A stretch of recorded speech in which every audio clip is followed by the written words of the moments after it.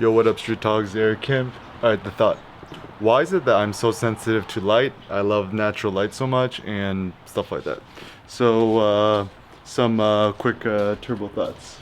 So, the quick turbo thoughts are that when it comes to natural light and so forth, perhaps, like, I'm just very sensitive to light, and who knows, maybe it's a biological thing. So, for example, I actually remember this so much even as a young kid. My mom said the most important thing that she cared for in a home, if she could optimize just for one thing, it was actually natural light. And it's something that I haven't really thought too much about.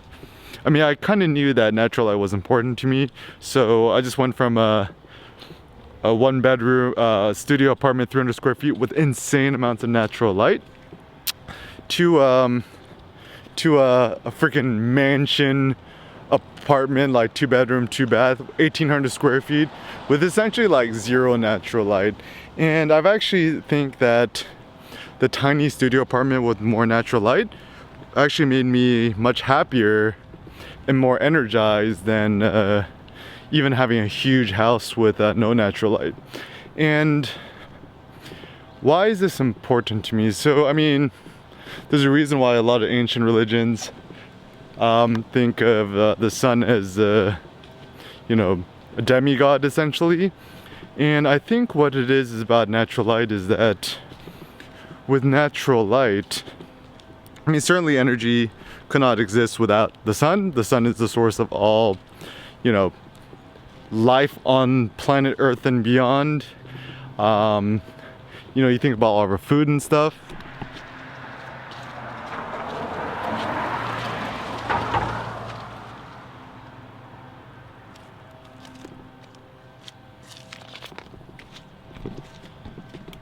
All of our energy comes from the sun and the light. And I know that for me, like, my theory about seasonal affectiveness disorder, SAD, as some places call it, is actually not an issue of the coldness. It's just like lack of light. And even spending some gloomy winters in Europe, in like Berlin, and even to some extent Umeå in Sweden, the coldness doesn't bother me so much. It's just the lack of natural light. And this is actually where Colorado is pretty cool, like even going to Denver, is that it gets cold, but then because there's so much natural light and so bright, it actually doesn't really bother me too much. And so for me, just like a thought is, if you want to optimize for more quote happiness or energy in life, just try to optimize for more light or natural light. Kind of a random thing. So a new discovery from my friend Tim. So here on the East Coast or in Rhode Island, we have a place called Ocean State Job Lot. Imagine like a Dollar Tree, but meets a Target or whatever. And they had these, so like, our house is like super dark, right? And I'm just like, how can I make this a little nicer? And so just bought a bunch of these, LED shop lights, only $3 a pop. It's crazy, right? And so I just put a lot of them up in the house. And now just having all that additional light, it's so much nicer. And so even one thing that I don't think that we tend to think about. So let's say you're in a position where you cannot really change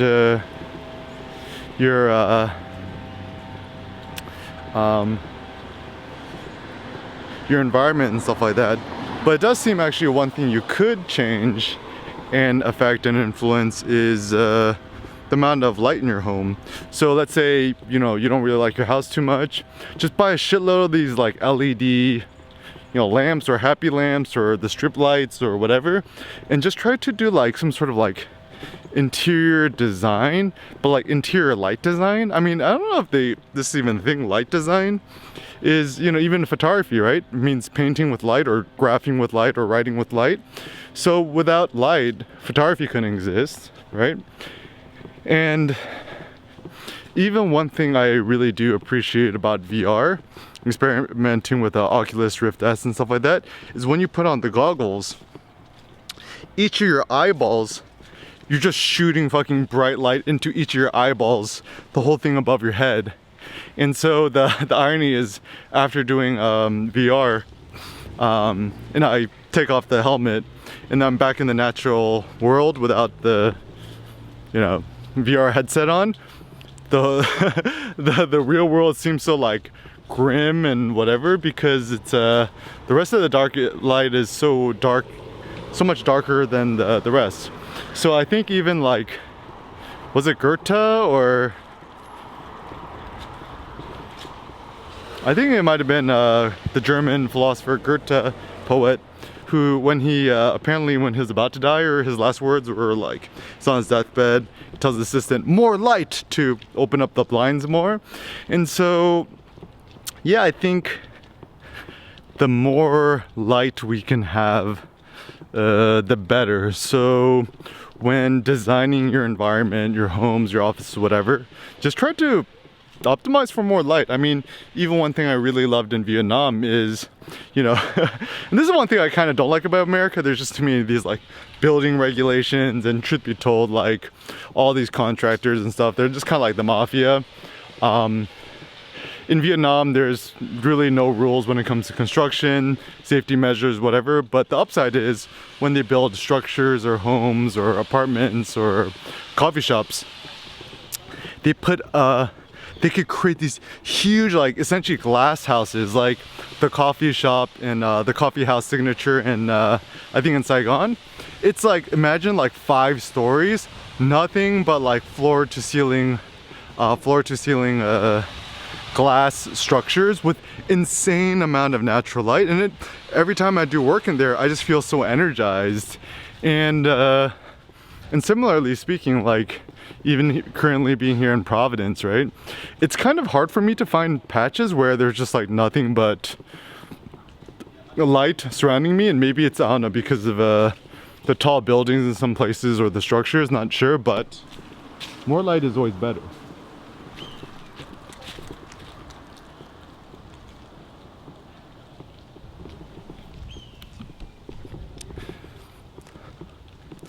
So yeah, so I mean, just practical life advice is, I think I'm gonna become much more anal about this in the future, is whenever you have an option, try to optimize for light, and everything else will work itself out.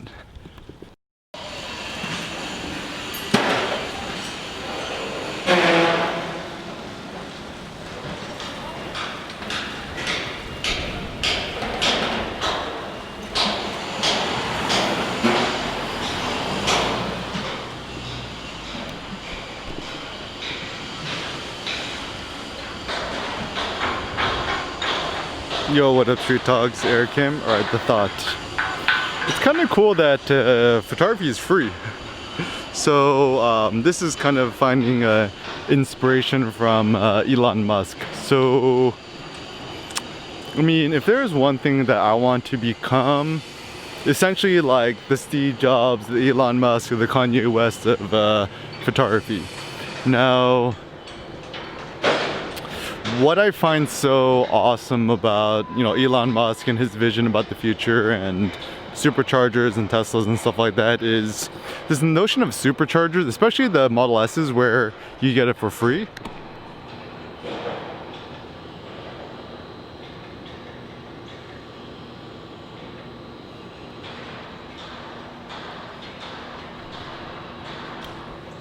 And now the cool thing is actually, oh, this is kind of cool.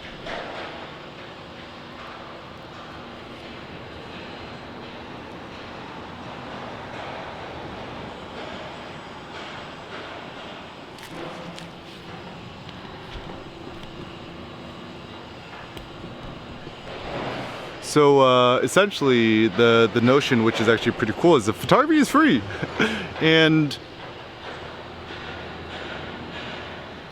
so what's super interesting to me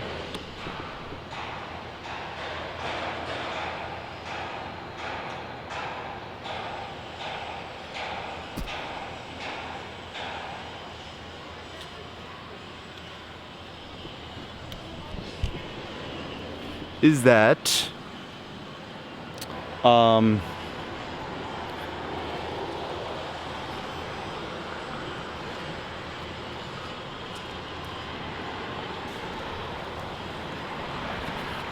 we could think about photography, like, so okay, so anyways, back to the whole Tesla thing. So let's say I get a Model S, or you know, some car that has free unlimited lifetime supercharging. So this is so cool to me because, like, you know, obviously I pay for car insurance and maintenance and some of the basic stuff, but the notion of getting something for free unlimited for the rest of your life is such an attractive idea that is actually really cool. Like, it doesn't matter how rich you are or how poor you are, people always like free stuff. And I think that's the fact of the matter. So people are always going to love stuff for free. So, like, you know, no one really likes to pay for movies or videos or photos or electronic games. Everyone prefers to have things for free. And I think what's really interesting with these membership notions, like these subscriptions, is that it kind of does feel free and unlimited, because like once you sign up your credit card or your PayPal or whatever to auto pay you in these things, it feels like you watch Netflix, Disney Plus, all these things, or Spotify Unlimited with no end. And this is a very attractive concept for, you know, everybody in Peoples, because it feels like we have no limits, and who likes to feel like there's limits put onto themselves. So I think that we like this notion of living unlimited. But anyways, so I don't know, like, I kind of like, even Nikola Tesla, he wrote an essay about this, excellent essay called "The Problem of Augmenting Human Energy." And even for me, Eric Kim, I'm always trying to, like, I think one of my goals is just in life is every day I could wake up maximal energy throughout the day, maximal energy, don't feel no exhaustion or whatever, and then do my things without, you know, feeling tired, and, you know, then, you know, hopefully sleeping well at night and stuff like that. And so even for me as an individual, I'm quite interested in seeing how I could, you know, maximize my human energy throughout the day and just never feel tired, you know, all without doing speed or heroin or cocaine or any of these weird things. The only thing I stick to is black coffee. And, you know, actually the funny thing is, another thing, I'm like, maybe I should start drinking more Robusta instead of Arabica, because Robusta is a lot stronger. But, you know, all the coffee snobs are like, oh, you know, Arabica is superior to Robusta, you know, light roast is superior to dark roast. And I'm just like, sounds like racism for coffee. It's like, nobody have no love for the Robusta. And actually, one of the guys who runs VCR, Vietnam Coffee Republic, I think, in Saigon, he's like, actually, I like both Robusta and Arabica. And so, you know, he's the real deal, because this is actually the thing that's interesting with coffee snobs too. Everyone assumes that Arabica is better, whatever, but actually Arabica and Robusta, you know, both of them is good. It's just how you decide to make it. Anyways, and I think that the best coffee combination, maybe the best blend, is when you're actually doing both. And actually their house blend is 70% Arabica and 30% Robusta, and it seems like actually to be quite the winning combo. But anyways, so in life having blends seems better.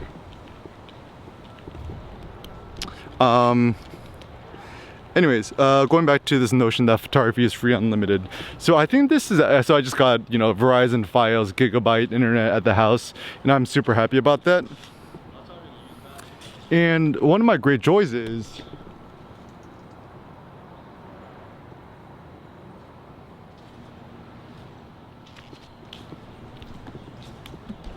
even with you know, photography. Like I love film photography and I think it's great and fantastic. But one of the downsides of shooting film is obviously the cost, right? The cost, the time, you know, stuff like that. But probably actually most of the biggest issue is cost. And no matter how rich you are, ain't nobody like to pay for that.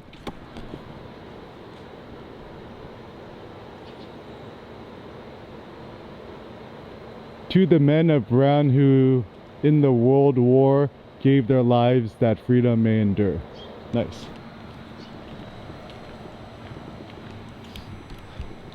So it seems like as a rule, it don't really matter how poor or rich you are. Nobody likes to pay for stuff. I mean, ideally, I think we all humans would prefer everything for free. And the reason I keep all my stuff like free and open source and stuff like that is in order for you to enjoy these things. But anyways, so when it comes to free,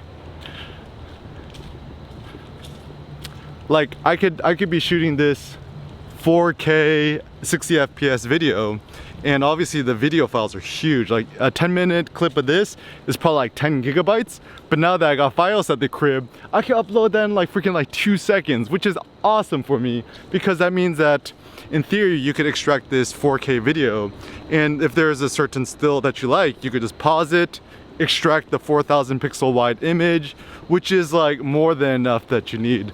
And so I'm starting to think, yeah, like the hybrid photographer, videographer seems like actually a much more efficient concept. And even like when I'm trying to, you know, I shot a video of that construction earlier. I kind of liked the structure, but trying to shoot individual photos of it seemed a little bit, I couldn't get it all. Even that little infinity thing is kind of cool. So maybe my joy with you and shooting these videos is the fact I could just walk around and just share with you whatever I see and I experience and I think and I feel. And so yeah, with YouTube, I mean, one of the upsides of YouTube, essentially I could upload unlimited 4K content to my heart's extent. So maybe, yeah, the future of photography is free.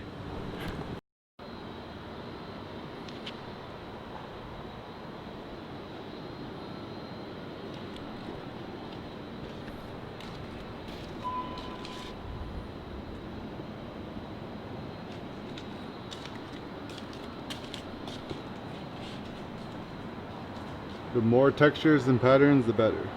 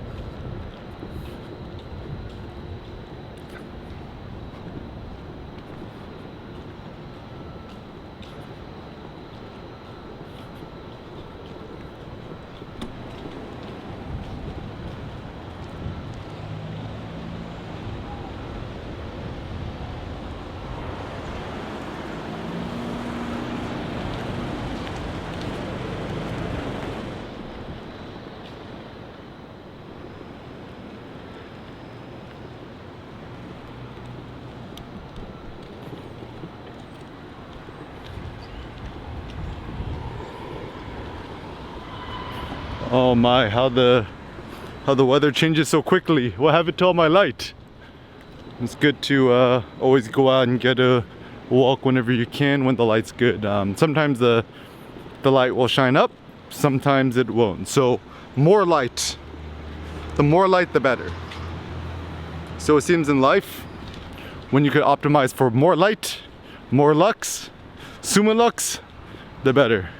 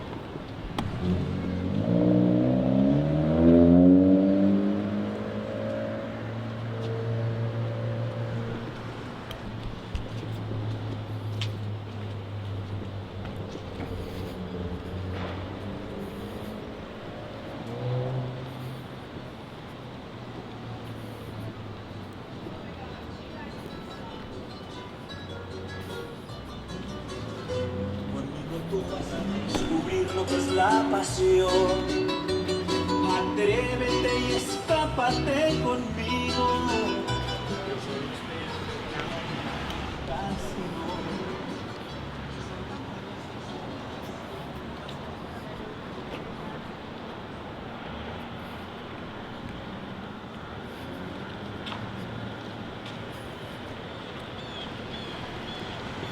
When the weather's good, try to take advantage of it as much as you can.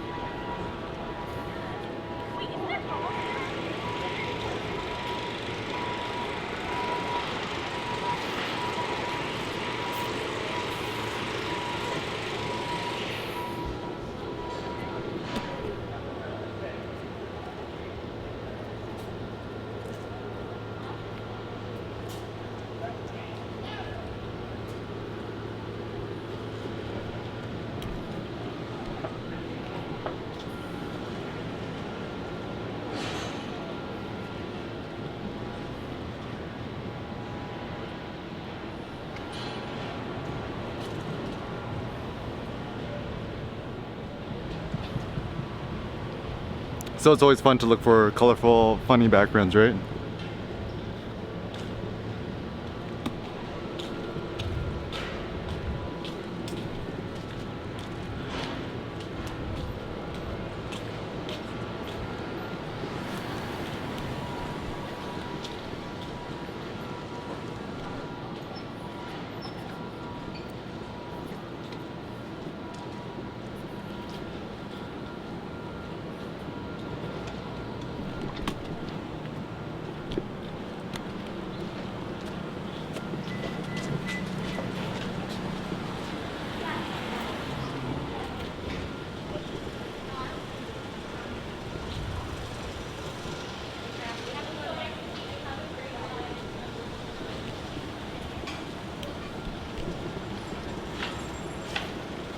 Okay, so the thought is on living life unedited. So it seems like yeah, a lot of people like the notion of, you know, raw, unedited. Yet at the same time, people like kind of this like Photoshop reality. So the downside is, I think it's a radical case of miswanting. People don't really know what they want, and they actually don't know what their real preferences are. And what is the big issue of this? The big issue of, you know, miswanting or not knowing what you really want and stuff like that is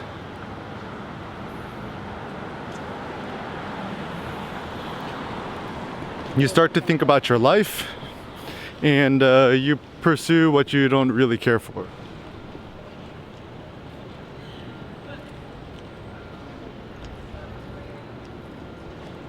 Oh yeah, good old Rhode Island.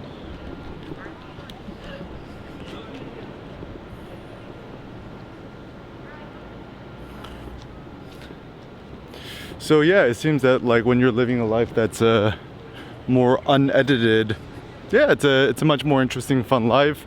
It's much more dynamic. It's a lot more interesting. The more that you kind of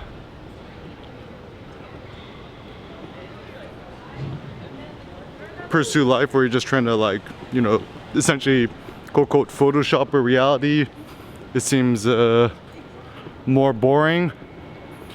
No limits to your creative potential. You got this.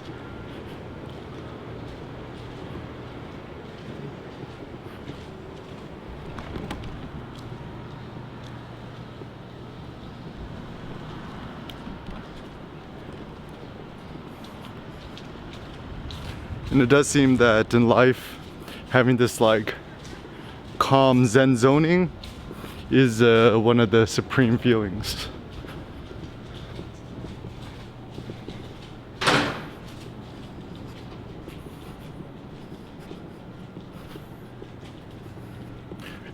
And also strip LED lights seem very cool. Yo, what up, street gods? There, Kimmer, another turbo thought for y'all. So this one is about muscular strength, right? Everyone wants more bigger muscles. How does one gain and achieve it? Some thoughts. So to have more muscular strength, obviously you gotta tax your muscles more, lift heavier stuff, do more difficult maneuvers. And then obviously once you're done working out, eating a shitload of meat, and getting a lot of sleep. If anything, eating more meat and getting more sleep seem to be the most important ways to maximize or augment your muscular growth. Now, why is muscular growth so important? The reason I think it's important is that with more muscular growth, it's like your body feels fuller, you feel like you're growing, and I think the feeling or the sensation of growth is probably one of the best feelings known to mankind or to us as individuals, because it's impossible for me to know and think about the emotions, the feelings and sensations of other people, but I can certainly better ascertain or identify my own personal feelings. And I even think that the reason why people like, you know, designer things or like fancy cars or sports cars or, you know, beautiful women or beautiful men, whatever it may be, muscular guys, whatever, is that, like, for example, like me as a male, when I see a beautiful woman, it augments my feeling of muscular strength and well-being. Same thing when I see another dude who's super swole, like that actually kind of pumps me up too. And so it seems the more we can expose ourselves to audio-visual stimuli, which, you know, kind of gets our muscles pumping and going, it seems the better. Now, the hilarity is that, like, a lot of people, you know, they play video games where they're shooting each other or, you know, hacking each other with swords or playing some sort of MMORPG, whatever. And the feeling is this joy of like dominance, the joy that you're like dominating the enemy, dominating other human beings, dominating AI monsters, whatever it may be. But it does seem that we humans love it the most when we feel like we're dominating other human beings. So, you know, like in Diablo, for example, no matter how much you enjoy killing the bosses or the bad guys in the video game, PvP, like player versus player, is always going to be more fun. Same thing that goes in Counter-Strike. Like, even if you fight the world's best bots in Counter-Strike, there's no real joy in killing a bot. There's far more joy in like killing humans in Counter-Strike, killing your human enemy opponents, because the feeling of dominance that you dominate another human being. Now, I guess this is where video games are good, is that like humans could be violent to each other without actually killing ourselves in real life, because I'm anti-war, I'm anti-violence, and, you know, I think all this stuff is pretty stupid. So it seems seems even in today's world, like I kind of like that the warfare happening between America, China, and the rest of the world is more of an economic warfare. It's less of a physical battle warfare. And so, you know, anything that allows humans to still have this like competitive nature and spirit and advantage to each other without actually shedding blood, it seems better. But anyways, like, so my thought is, like, even if you play StarCraft, right? If you defeat your enemy, there's this huge sense of relief and well-being, and then like a release that like you just pwned or PWN'd, or you defeated this other person. Or like if you sneak behind somebody and just like, you know, stab them in the back with a knife or something like that, obviously in the video game, Counter-Strike, whatever it may be, or Call of Duty or whatever game that you like to play. And so, you know, I don't necessarily think violence is bad in the sense of like maybe digital violence is good, you know, real physical violence of real embodied humans versus other humans, I think it's bad. But also this is where lifting weights is kind of interesting to me, because you're kind of committing violence against the weights, right? Like you're making loud noises, you're grunting, you're slamming heavy weights and stuff like that. And so I do think that's good for the human sense of well-being, that you're kind of exerting energy and force upon I like your dog, upon other people. And so the more that you could kind of zen out, the more you could augment your body, your muscles, and your sense of well-being, the better.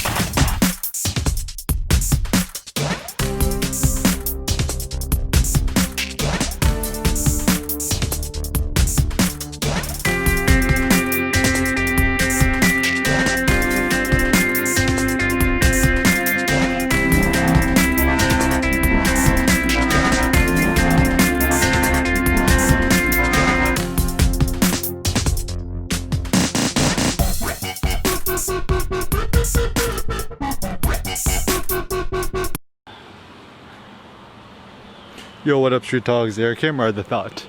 Enjoy the changing of the leaves and all this nice stuff.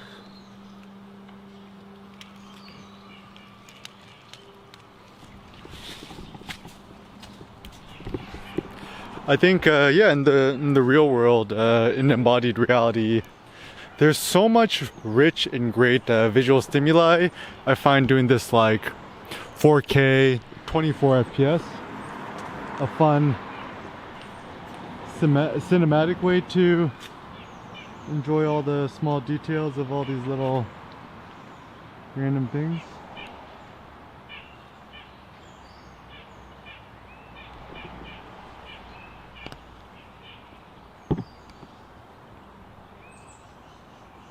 So yeah, there's a great joy of cinema, and certainly I'm not a cinematographer out of any stretch of my imagination, but yeah, I first and foremost identify myself as a photographer, and yeah, doing video, cinema, everything in between seems like a really fun way to just augment your creative opportunities, because, you know, why should we just limit ourselves to one form of creative expression?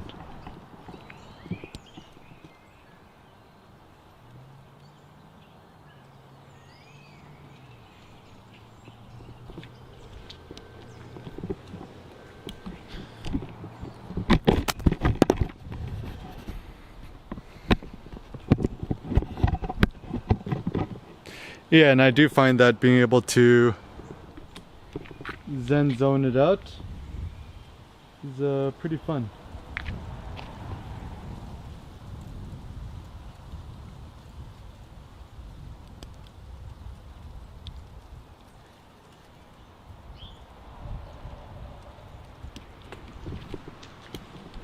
And yeah, and I think maybe we can enjoy this game of photography a little more if we kind of treat it like a game.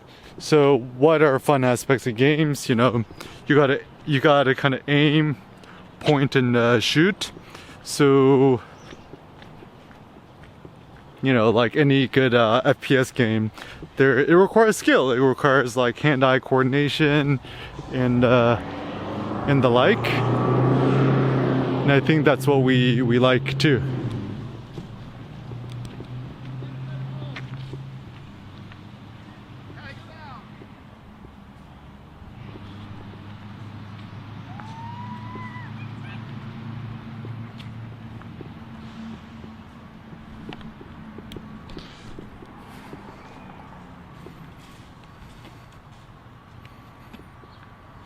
Yeah, so one of the fun, silly joys I get too is being able to practice my manual focusing, even though I'm not very good at it, but it seems like the fun challenge is what makes it so interesting.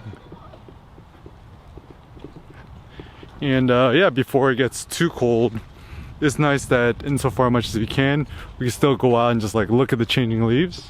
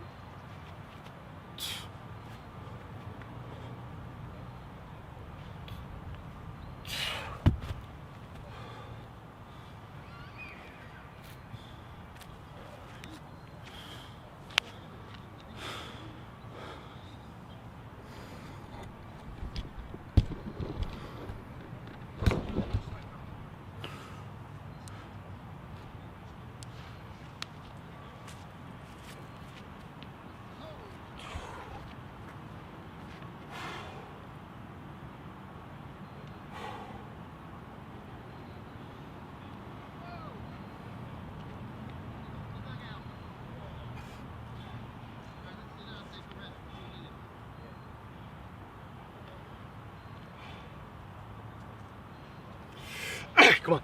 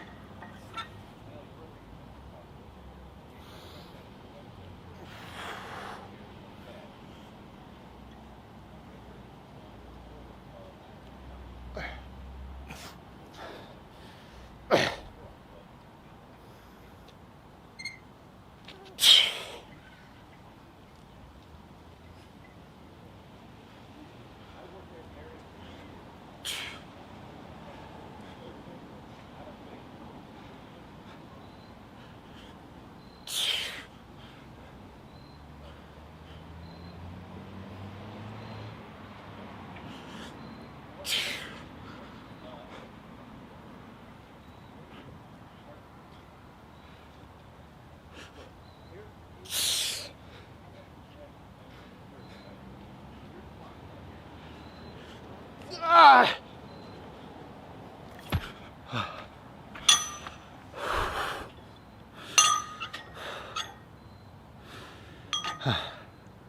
one.